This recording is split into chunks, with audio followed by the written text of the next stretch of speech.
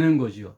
너 친척 아비 집을 떠나 내가 지시할 땅으로 가라라는 말씀이 떨어지는 거예요. 그 아브라함이 그 말씀만을 부여잡고 사는 거예요.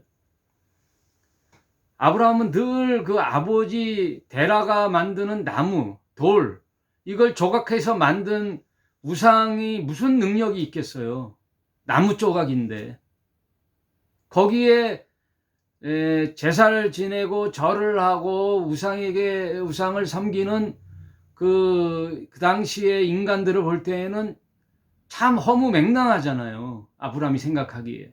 야, 이건 어저께만 해도 다 썩어가는 저 고목나무를 깎아 만든 상이 무슨 능력이 있다고 저기에다가 절을 할까? 우리나라도 마찬가지잖아요. 시골에 가면은 이상하게 생긴 돌, 큰 수천 년 내려오는 고목에 뭐가 신비스러운가? 거기다 제사를 천신제를 하고 막 그러죠. 저 바다에는 용왕신이 있지 않을까? 그러니까 인간들의 자기 위로지요. 말하자면은 자기 안위. 거기에 대해서 늘 고민하던 아브라함이 밤만 되면 저 하늘을 쳐다보는 거죠. 밤하늘에 별을 보면 저 수없이 반짝이는 저 별, 저 하늘, 저 천지에 과연 참신이 있을까? 참신이 있다면 어떤 분일까? 하고 자기 직업인 그 우상 조각에 대한 딜레마에 늘 빠져 있을 때 고민을 하는 그 아브라함에게 하나님이 나타나셔서 아브라함아 하면서 이제 부르시는 거예요. 아브라함에게 소명을 주는 거죠. 2절, 내가 너로 큰 민족을 이루고 내게 복을 주어 내 이름을 창대케 하리니 너는 복의 근원이 될지라 하고 아브라함과 하나님이 이제 언약을 맺는 거예요. 약속, 뭐뭐 하리라 하고 약속을 맺는 거예요. 3절, 너를 이게 이제 언약을 맺은 후에 따르는 어떠한 하나님의 조건이에요. 하나님이 부어지는 말씀이에요. 이게 중요해요. 3절 보세요. 너를 축복하는 자에게는 내가 복을 내리고, 아브라함이 엄청난 권한을 주는 거죠. 너를 축복하는 자에게는 내가 복을 내리고 너를 저주하는 자에게는 내가 저주하리니 땅의 모든 족속이 너를 인하여 복을 얻을 것이니라 하신지라. 그러니까 아브라함의 편에 서는 자는 아브라함 편에 서는 게 아니에요. 뭐예요? 하나님의 언약에 서는 거예요. 하나님이 아브라함을 세워 언약 백성으로 삼는 거죠. 그게 아브라함의 언약이에요. 그래서 아브라함을 믿음의 조상이라고 하는 거죠. 그러면서 아브라함, 이삭, 야곱의 그 언약이 계속 이어지는 거죠. 그래서 야곱에 의하여 12지파의 아들이 생성되고 그 12지파의 이스라엘을 이루어 모세의 율법을 통하여 이스라엘이라는 나라 백성의 언약 백성으로서 출애굽기에서 보면 또 그 이스라엘 백성과 언약을 맺지요. 이스라엘아, 나는 너의 하나님이 되어주고 너희는 나의 백성이 되어다오. 그래서 이스라엘 백성만이 하나님을 여호와 하나님이라고 부르는 거죠. 그게 선민 백성이죠. 언약의 백성이라는 거예요. 그 언약 백성의 하나님을 믿는 이방인에게도 복을 주는 거예요. 여기서 중요한 게 이스라엘만 복을 주는 게 아니에요. 택한 이스라엘 백성의 하나님을 믿는 다른 이방 민족도 믿는 거예요. 그게 뭐예요? 너를 축복하는 자는 내가 복을 주고. 왜냐하면 복의 통로니까. 이스라엘 통하여 여호와 하나님이 천상천하에 다 복음이 선포되면 상천하지에 그 여호와 하나님을 믿는 이방인에게도 복을 준다는 거예요, 여러분. 그게 언약 백성이에요. 그래, 너를 축복하는 자는 내가 복을 주고 너를 저주하는 자는 내가 저주하리니, 그 말은 뭐냐면 아브라함의 이 복음 소식을 안 믿는 자에게는 저주가 임한다는 거예요. 그 언약이라는 게 그래서 중요한 거예요. 그래서 이스라엘 백성을 삼으시다가 어디에 다시 언약을 맺는다고요? 다윗의 언약을 한번 보겠어요. 사무엘하 7장. 아브라함의 언약과 맥락을 같이 하지요. 사무엘 7장 8절을 보겠습니다. 8절에 그러므로 이제 내 종 다윗에게 이처럼 말하라. 만군의 여호와께서 이처럼 말씀하시기를 내가 너를 목장 곧 양을 따르는 데서 취하여 내 백성 이스라엘의 주권자로 삼고, 원래 다윗이 목동이었잖아요. 일개 양치는 그냥 평범한 목자였다가 이스라엘의 주권자로 왕으로 삼는다는 거예요. 그리고 내가 어디를 가든지 내가 너와 함께 있어 내 모든 대적을 내 앞에서 멸하였은즉. 아브라함의 언약과 똑같지요. 다윗에게 대적하는 자는 하나님이 대적한다는 거예요. 왜?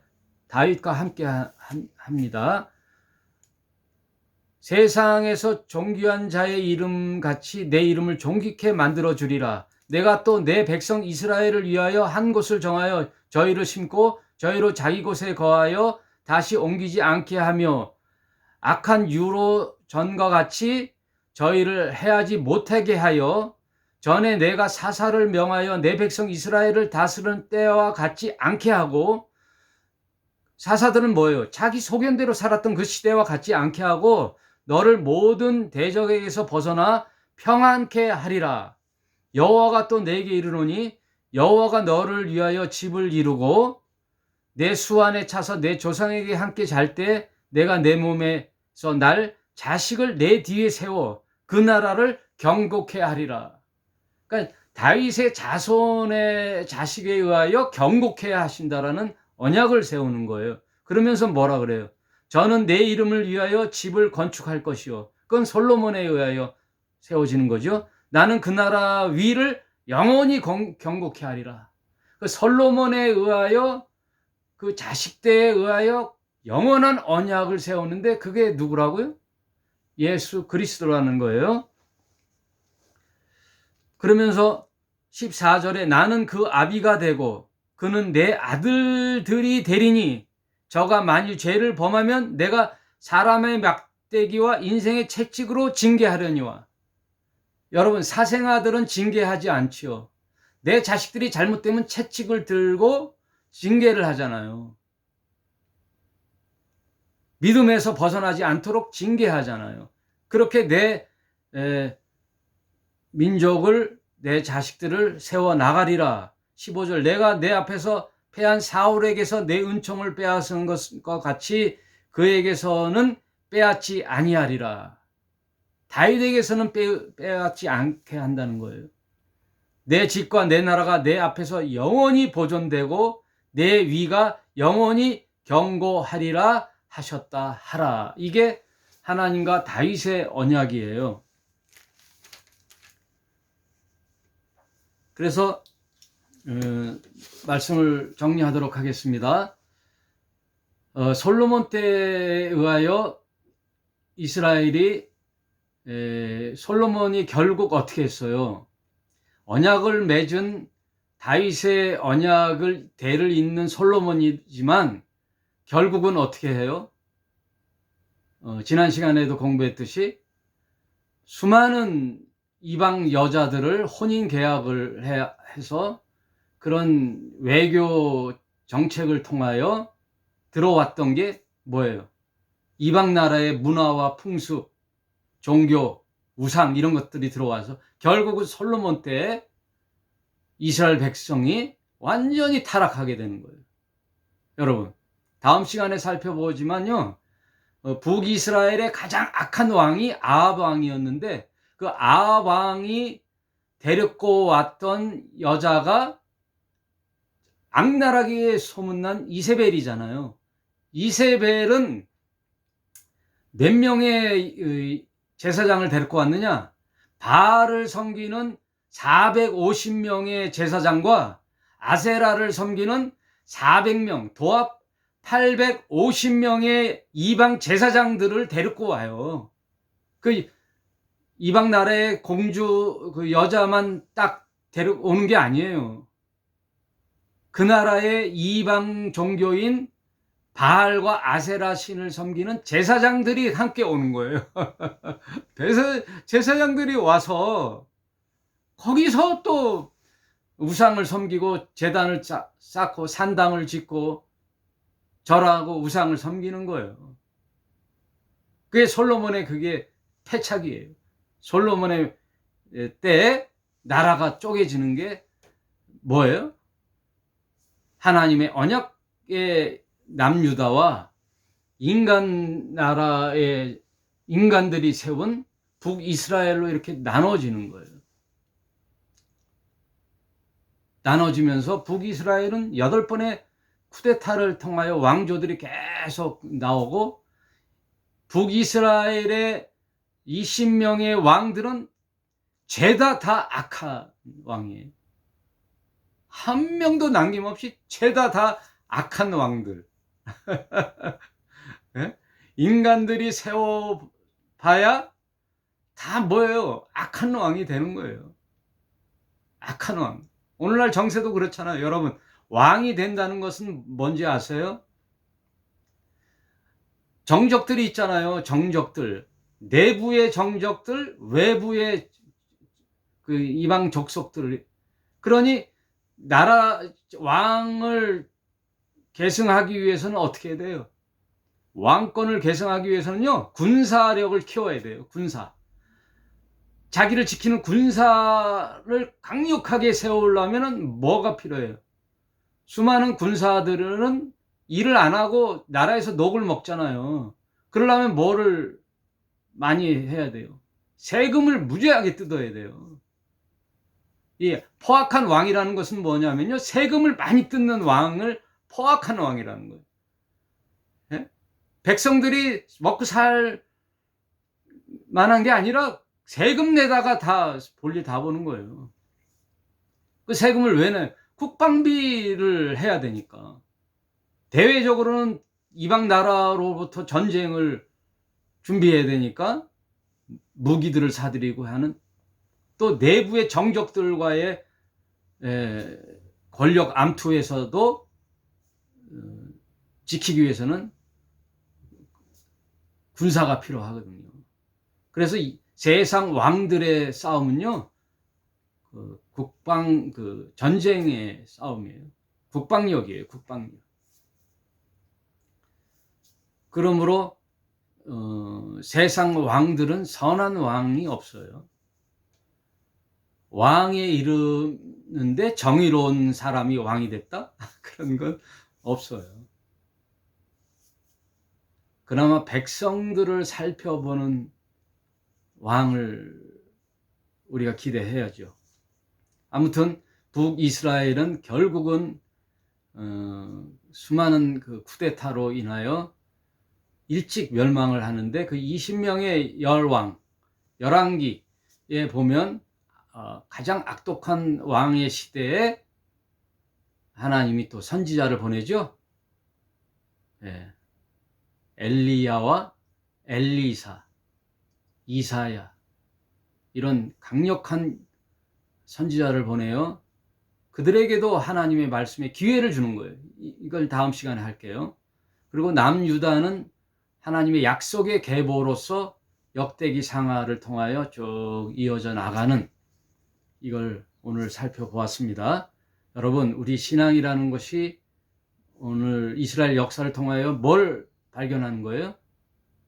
언약을 부여잡는 거예요. 하나님의 말씀을 부여잡고 사는 거예요. 믿음이란 내 생각대로 사는 게 아니에요. 진리의 말씀인 하나님의 말씀을 부여잡고 사는 게 믿음인 거예요. 내 생각이 참 불완전합니다. 내 생각을 믿고 사는 거는요, 미래가 보장될 수가 없어요. 여태껏 속아봤잖아요. 내가 나를 믿고 살 수 있나요? 인간사, 어떤 사람을 믿고 살지요? 인간들 다 똑같은데. 예. 그래도 여러분에게는 참 기회가 왔잖아요. 어떤 기회예요? 진리의 선택의 기회. 성경을 통하여, 아, 성경이란 것이 이런 거구나. 인간의 모든 시작과 끝, 또 인류의 시작과 끝, 이 땅은 어떻게 될 것인가, 앞으로 종말은 어떻게 될 것인가를 상세히 기록한 것은 제 인생 속에는 성경 외에는 찾아볼 수가 없어요.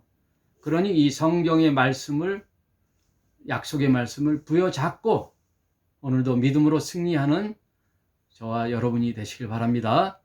여러분, 교회라는 것이 참 그 인간대로 생각되는 게 아니에요. 다음 시간에 한번 그걸 생각해 볼게요. 참 교회란 무엇인가도 한번 다음 시간에 생각해 보도록 하겠습니다. 한 주간도 승리하시는 여러분이 되시길 바랍니다. 감사합니다.